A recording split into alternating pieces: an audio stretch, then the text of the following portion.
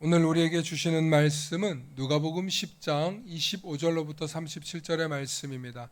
누가복음 10장 25절로부터 37절의 말씀, 우리 한 절씩 한 절씩 교독하십니다. 제가 먼저 봉독해 올립니다. 어떤 율법 교사가 일어나 예수를 시험하여 이르되, 선생님, 내가 무엇을 하여야 영생을 얻으리까? 예수께서 이르시되 율법에 무엇이라 기록되었으며 네가 어떻게 읽느냐. 대답하여 이르되, 내 마음을 다하며 목숨을 다하며 힘을 다하며 뜻을 다하여 주 너의 하나님을 사랑하고 또 내 이웃을 내 자신같이 사랑하라 하였나이다.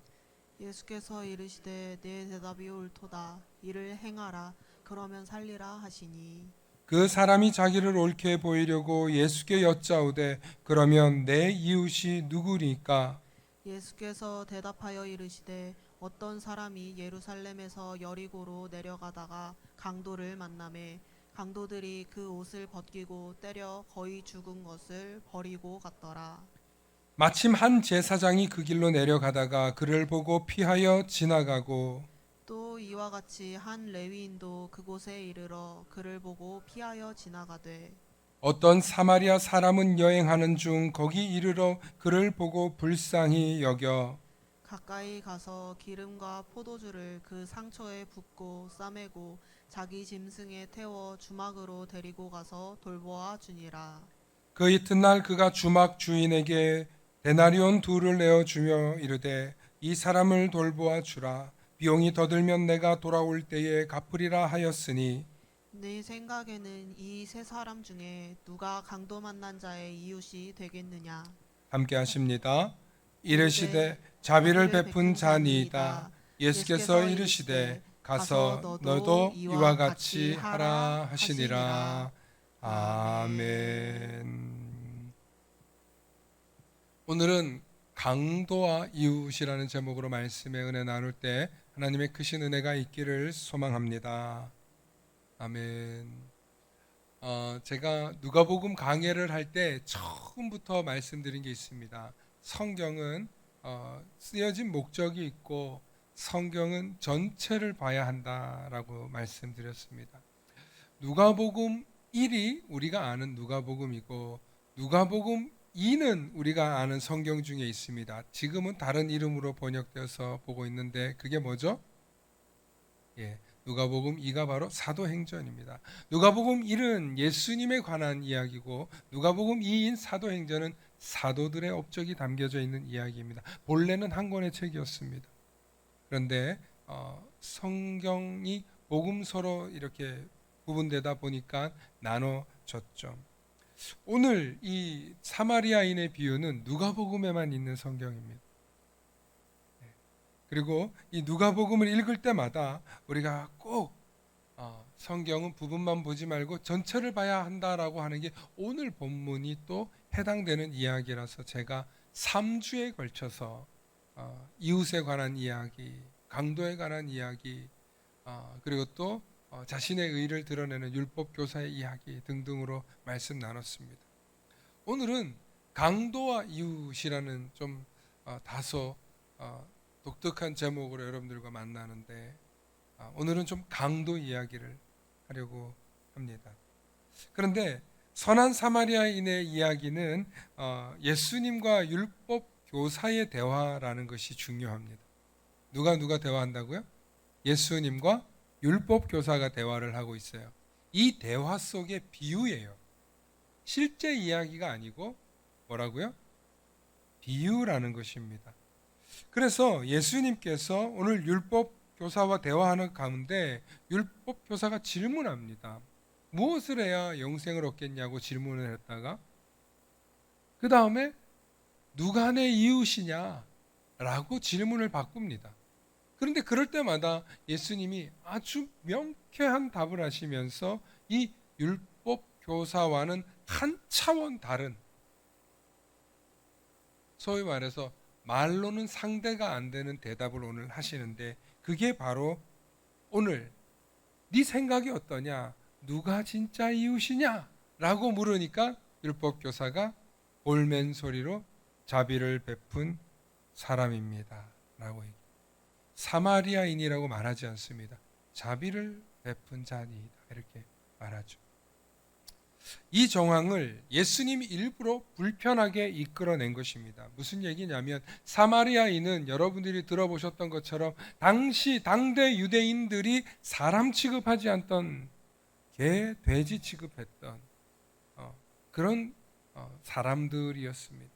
지역 감정이 있을 뿐만 아니라 지파적 감정이 있었고, 그리고 부족 간의 감정이 있었고, 그리고 무엇보다도 서로 사마리아인이 유대인들을 죽이는 일, 유대인들이 사마리아인을 죽이는 일이 빈번히 있었습니다. 그렇기 때문에 지역 간의 갈등뿐만 아니라 부족 간의 갈등이 있는 굉장히 골이 깊은 이야기라는 거죠. 그런데 예수님께서 이 율법 교사는 누구겠습니까? 유대인입니다. 이 유대인에게 비유를 들어서 하는 이야기가 이웃에게 선한 자비를 베푼 사람을 사마리아인으로 두고 이 사람하고는 더 이상 대화를 할 수 없겠구나 하고 만들어 버린 것입니다. 나는 인정하고 싶지 않은데 이 예수님의 비유의 맥락 속에서는 선한 자비를 베푼 사람이 누구예요? 사마리아인이거든요. 그래서 오늘 이 율법학자, 율법교사는 예수님하고 더 대화해봤자 내가 본전도 못 찾겠다 하고 물러서게 될 뿐만 아니라 예수님이 엄청난 지혜의 사상가이자 소유이자 인간의 사상을 뛰어넘으시는 분임을 누가복음은 소개하고 있다는 것입니다.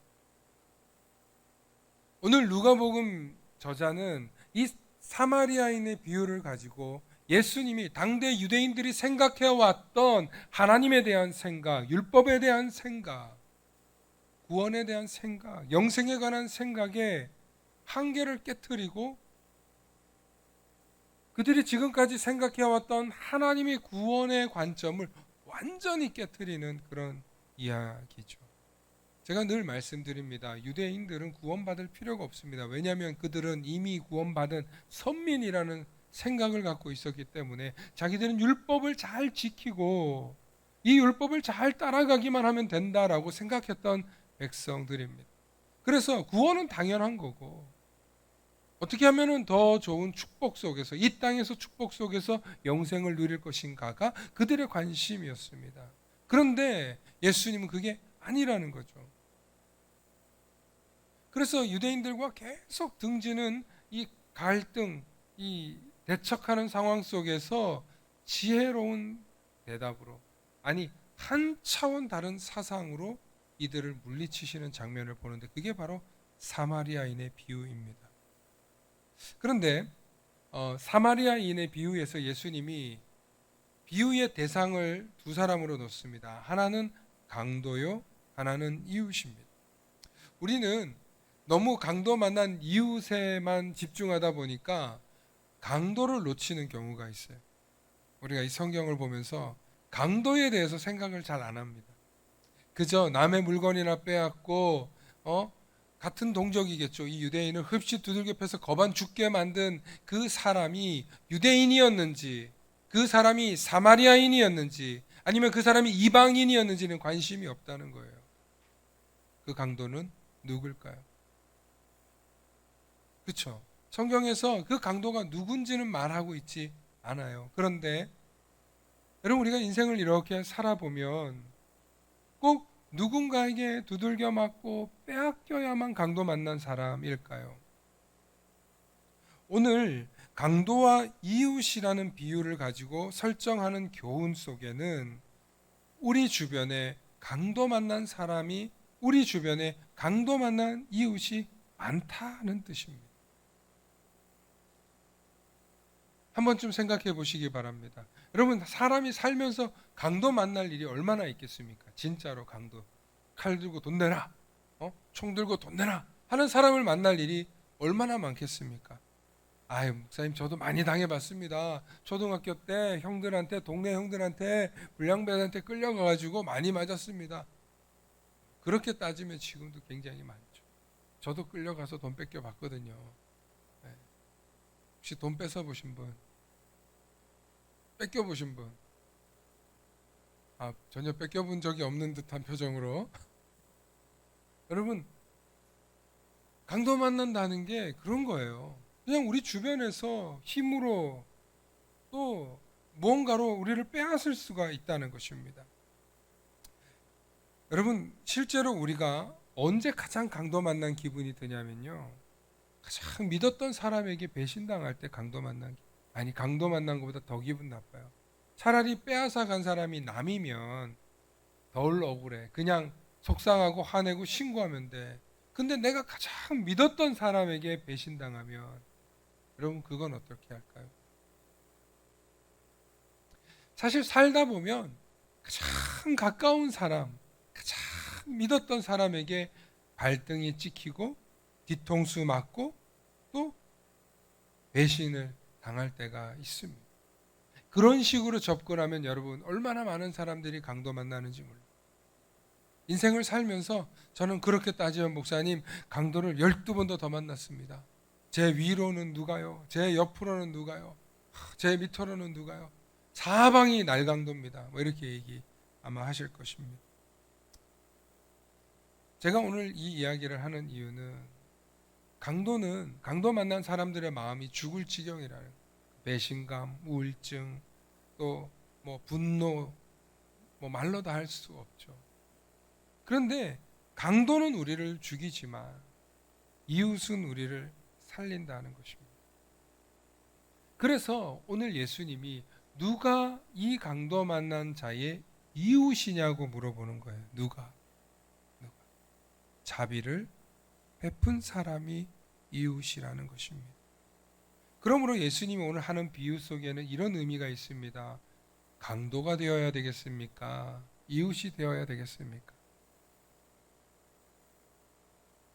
제가 질문해 보겠습니다. 강도가 되시겠습니까? 이웃이 되시겠습니까? 네, 너무너무 쉬운 질문이죠. 그죠? 그럼 당연히 강도 되면 안 되죠. 이웃이 되어야 합니다. 그런데 앞서 말씀드린 대로 여러분들을 믿은 사람을 배신하는 게 강도예요. 여러분, 우리가 별거 아닌 것 같은데요, 제가 뉴스를 보다가 와, 저런 날강도 같은 놈들 라고 하고 저도 모르게 말이 나온 적이 있어요. 그게 무슨 일이냐면, 여러분, 어떤 창고 같은 걸, 산속에 창고 같은 걸 지어요. 그리고 그 창고를 지은 다음에 거기다가 온갖 쓰레기들을 매립해요. 그런 다음에 뭐 해요? 불을 질러요. 여러분, 이게 뉴스에 나와가지고 얼마나 많은 사람들이 이 환경 파괴를 일으킬 뿐만 아니라 보조금만 받고 도망치는 사람들이 있더라. 지금 이게 법적으로 해결을 하지 못해가지고 얼마나 많은 지역에 이런 악한 짓을, 환경 파괴를 하고 있는 짓을 하고 있는지 몰라요. 그들은 이거 가지고 정부 보조금의 돈을 받을 수 있는 일이지만, 그러나 이 일로 인해서 그 지역 일대 혹은 창고를 빌려준 사람은 과태료와 벌금과 이거를 처리하는 문제 때문에 완전히 망해버리는 사람들이 나오더라는 거예요. 이 사람이야말로 강도 만난 사람 아니겠어요? 여러분, 주식을 횡령하는 일, 남의 빚을 정말 큰 돈인데 안 갚고 도망치는 일, 뭐 다단계, 코인 투자, 여러분, 이런 일들, 일확천금, 누군가는 일확천금을 누리겠지만 그 일로 인해서 수많은 사람들이 최근에 일어나고 있는 일이 뭡니까? 전세 사기. 이 일로 인해서 낙심해서 수십 년 동안 내가 꼬박꼬박 모아놓은 월급 날라가서 그 절망감 때문에 자살하는 거 아닙니까? 여러분, 이것도 강도짓이에요. 단순히 칼만 들고 총만 들었다고 해서 강도가 아니라 누군가를 속이고 누군가의 이익을 착취하는 것, 그게 강도라는 거예요. 꼭 사람을 때리고 몸에 피를 흘리게만 해야 강도가 아니라 누군가의 가정을 파탄내는 일, 불륜을 저지르는 일, 좀 더 나아가면 성폭력, 학교폭력, 더 나아가 왕따까지도, 여러분, 이게 사람을 죽이는 일이에요. 거반 죽었다 그러잖아요. 거반 죽었다. 그래서 대제사장과 레위인들이 쳐다보지도 않고 간 거 아닙니까? 여러분, 좀 더 심하게 나아가면 제가 어떤 성도님하고 상담하다가 깜짝 놀란 일이 있어요. 자기 자녀가 직장을 보냈는데 직장에서 직장 상사가 호되게 나무라더래요. 그냥 나무라니까 계속 괴롭히는 거야. 그래서 정신이 나가버려가지고 그때부터 장애가 됐대요. 정서가 어려워졌대요. 그때의 그 상처가 공황장애가 와서 지금도 많은 사람들이 있는 데 가면은 힘들어한대요. 누군가를 막 폭언으로 욕설로 학대하는 것, 이것도 여러분 참 주의해야 될 일이에요. 이런 식으로 따지면 우리는 진짜 아유 목사님 그런 말을 어떻게 합니까? 화가 나면 화도 내고 속상하면 속상하다고 말도 하고 잘못하면 잘못했다 말도 하는데 어떻게 우리가 말도 못하게 하냐, 그런 뜻으로 하는 얘기가 아니라 정말 한 인격을 죽도록 만드는 말들, 그 폭언도 사람을 죽이는 일이라는 거죠. 그래서 오늘 예수님께서는 이 율법학자와 예수님과 대화 속에서 단순히 강도 만난 자에 대한 이야기만 하려고 하는 게 아니라 우리가 살고 있는 이 세상에 강도 만난 이웃들이 너무 많다는 거예요.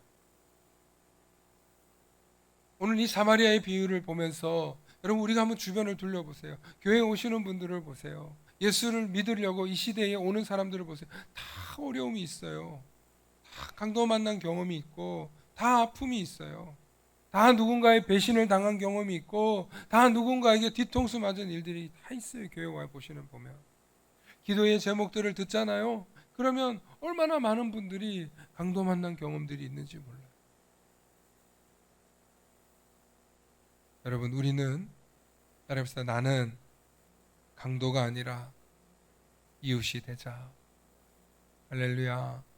여러분 우리 그리스도인들이 이웃 되어야 된다는 얘기를 사실은 하고 있는 거예요. 두 번째로 오늘 예수님께서 강도 만난 이웃을 피하는 종교인을 얘기하고 있어요. 여러분 예수님이 이 선한 사마리아인과 비교 대상으로 둔 사람이 누굽니까? 대제사장과 레위인이에요. 대제사장과 레위인은 그 당대에 가장 존경을 받던 사람들이고 제사를 집례하는 사람들이고 그 집단을 대표하고 이끌어가는 우두머리들 중에 우두머리예요. 리더라고 할 수 있는 사람들이에요. 그런데 그 리더들이 이 거반 죽게 된 사람을 보고 도망갔다는 거예요. 그냥 지나갔다는 거예요. 심지어 그 강도 만난 사람은 유대인일 텐데 그 사람도 성전에 예배드리러 가던 길이었을지도 모르는데 그 사람은 거반 죽게 되어서 모든 걸 다 뺏기고 있는데 그냥 피가 묻었다는 이유로 내가 가서 부정한 것을 만지면 제사를 드릴 수 없잖아요. 대제사장과 레위인들은 율법 때문에. 그래서 그들은 그 명분 때문에 안 만지고 지나간 거잖아요. 그런데 여러분 예수님이 하고자 하는 메시지는 뭐냐면 하나님이 우리에게 왜 우리를 택하셔서 율법을 주었냐는 거예요. 하나님께서 이 백성을 왜 택하여서 하나님의 자녀로 삼으시고 백성으로 삼으셔서 이 백성을 다스리냐는 거예요. 이 백성을 통해서 이 백성들을 구원할 뿐만 아니라 그리고 다른 민족들도 구원하시기 위함인데 너희는 지금 하나님께 제사 드려야 된다는, 하나님께 예배 준비해야 된다는, 하나님께 집회 준비해야 된다는 것으로 지금 빠지고 있지 않냐. 뭘 얘기해요? 모순을 이야기하는 거. 모순.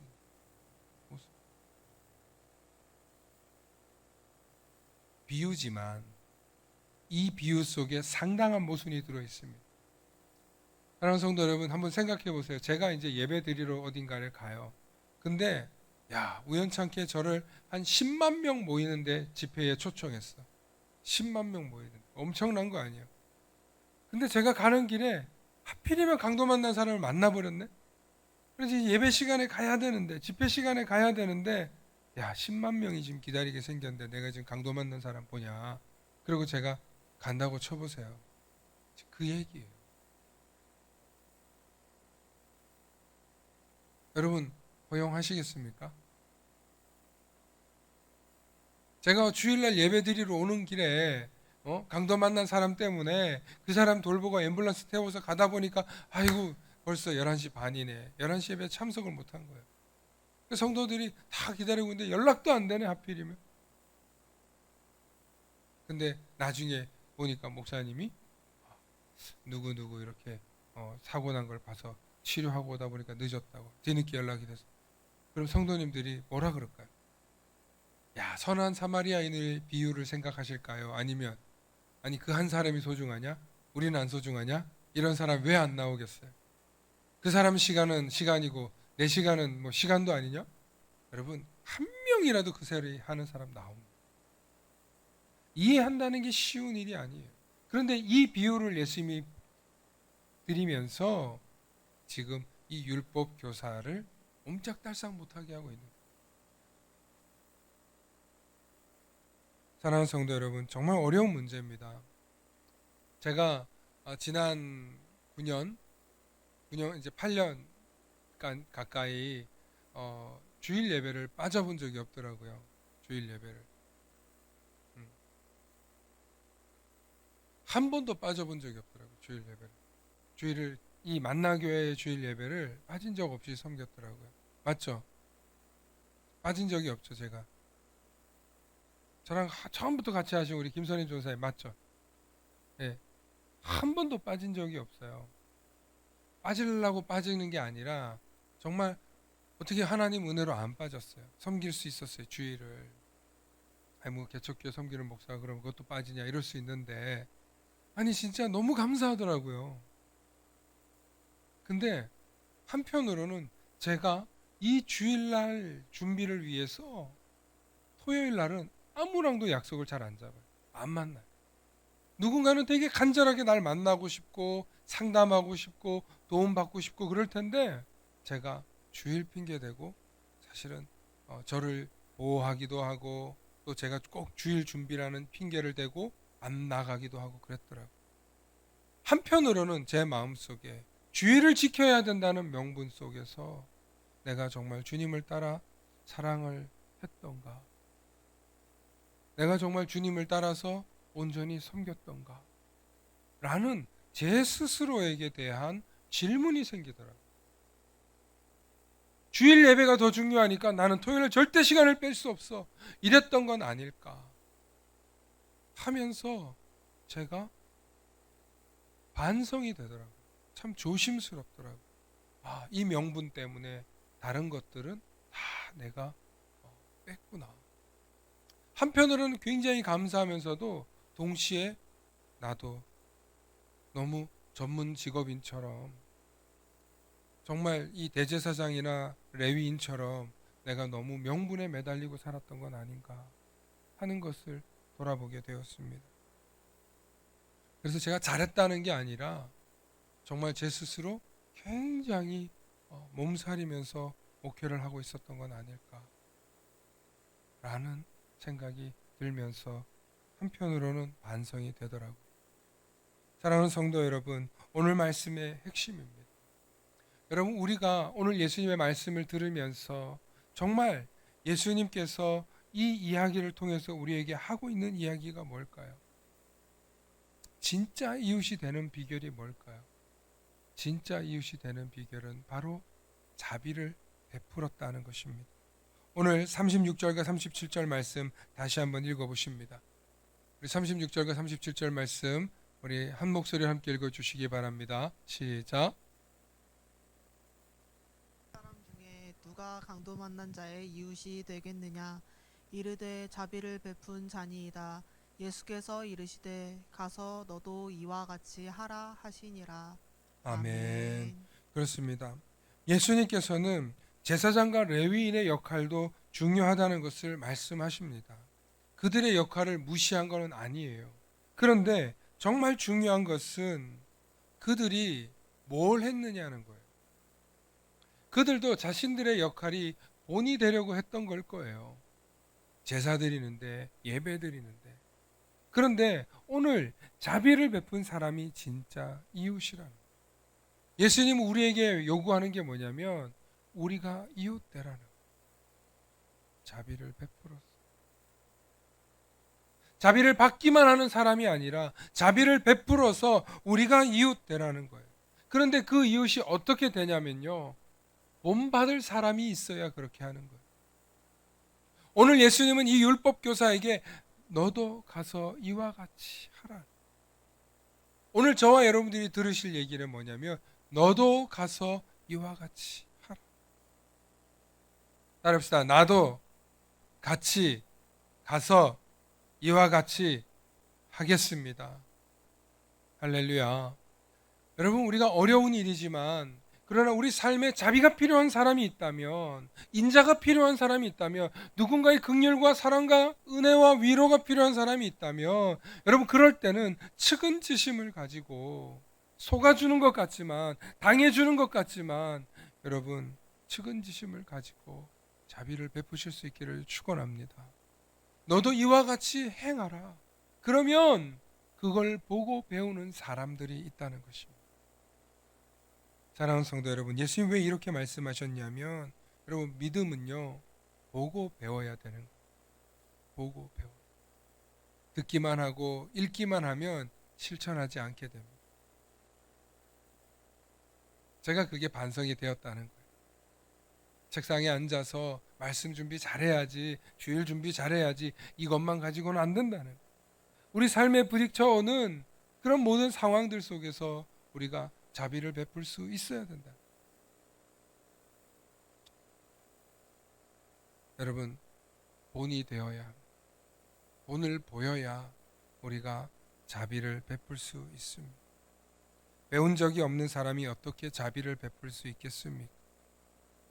여러분, 어른들이요, 아이들한테 뭔가를 이렇게 가르칠 때 어른들은 사랑과 자비를 가지고 뭔가를 베풀 수 있어요. 그런데 애들이 볼 때는 그게 너무 어려워. 그 말이 무슨 말인지 몰라. 다시 말해서 어른들이 볼 때는 눈높이를 맞춰준 것 같지만 아이들이 볼 때는 아직 어려워요. 힘들어요. 하기 싫어요. 라고 말할 수 있어요. 우리 신앙생활도 마찬가지예요. 교회를 먼저 믿은 사람이, 예수를 먼저 믿은 사람이 본이 되고 자비를 베풀어야 그 뒤에 따라오는 사람들도 자비와 은혜 속에 살아가는 거예요. 그래서 우리는 누구를 바라봅니까? 예수님을 바라보는 거예요. 예수님을 바라보면서 그 길을 따라갈 때 우리가 십자가의 길, 그 길을 걸어가게 되는 거예요. 그리고 그 십자가의 길은 단순히 고난의 길이 아니라 영생의 길이요, 축복의 길이라는 사실을 주님은 보여주셨고, 단순히 그것을 우리가 눈에 보이는 가시적인 것이 아니라 그 축복이 우리의 자녀들에게, 우리의 후손들에게 흘러내려 가더라는 것입니다. 이것이 교회의 역사이고, 이것이 믿음의 역사이고, 오늘날 우리가 1세기 정도 한국교회가 지나오면서 보는 결과인 것입니다. 그러므로 사랑하는 성도 여러분, 내가 본이 되겠습니다. 내가 자비를 베푸는 자가 되겠습니다. 내가 먼저 주님을 따라 그 길을 걸어가겠습니다. 그렇게 우리가 걸어가면 그 모습을 보고 우리의 자녀들이, 우리의 후손들이, 또 배워야 할 어린 다음 세대들이 그 모습을 보며 예수 그리스도의 길을 총총히 따라 걸어가지 않겠습니까? 그러므로 오늘도 내가 먼저 받은 은혜를 우리 자녀들에게, 우리 주변 이웃들에게 나누고 베풀어 주시는 우리 모든 성도님 되시길 소망합니다. 아멘. 기도하겠습니다. 사랑과 은혜가 충만하신 아버지 하나님, 참으로 감사합니다. 주님, 너도 가서 이와 같이 행하라고 말씀하신 주님의 명령을 오늘 가슴 깊이 새기며 우리 삶 속에 나도 주님을 따라 자비를 베푸는 자가 되게 하여 주시옵소서. 그렇게 간구하는 우리들이 되게 하여 주시옵소서. 주님, 우리가 이 일을 행하며 실천할 수 있는 믿음을 주시고 생각나게 하시고, 나보다 어렵고 힘든 사람을 바라볼 때 자비를 베풀고 긍휼을 베풀 수 있는 사람들 되게 하여 주시옵소서. 그래서 우리 만나교회가 이렇게 사랑으로, 자비로 충만하여서 많은 사람들에게 예수 그리스도의 향기를 풍기는 교회 되도록 은혜 내려 주시옵소서. 감사드리며 우리 주 예수님 이름 받들어 기도 올리옵나이다. 아멘.